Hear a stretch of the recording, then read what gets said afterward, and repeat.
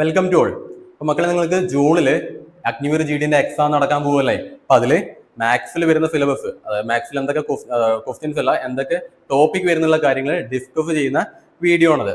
നിങ്ങൾ pass marking totally 32 ആണ്. അവിടെ 32 നോക്കി നിങ്ങൾ നിൽക്കേണ്ട. മാക്സിമം എത്രത്തോളം സ്കോർ ചെയ്യുന്നോ അത്രയും നിങ്ങൾക്ക് അഡ്വാൻറ്റേജ് ആണ്. അപ്പൊ മാത്സിൽ നിങ്ങൾക്ക് 15 ക്വസ്റ്റ്യൻസ് കൊണ്ട് 30 മാർക്കുണ്ട്. ആരും മാത്സ് പേടിയാണെന്ന് വിചാരിച്ച് മാറ്റി നിർത്തേണ്ടതില്ല. കാരണം നമുക്ക് സിമ്പിൾ ആയിട്ട് സ്കോർ ചെയ്യാൻ പറ്റിയൊരു ഏരിയ ആണ് മാത്സ് എന്നുള്ളത്. കാരണം അവിടെ കുറച്ച് ഇക്വേഷൻസ് പഠിക്കാനുണ്ട്. ഒന്ന് കുറച്ച് പ്രാക്ടീസ് ചെയ്ത് കഴിഞ്ഞാൽ സിമ്പിൾ ആയിട്ട് നമുക്കവിടെ മാർക്ക് സ്കോർ ചെയ്യാൻ പറ്റും, അല്ലേ?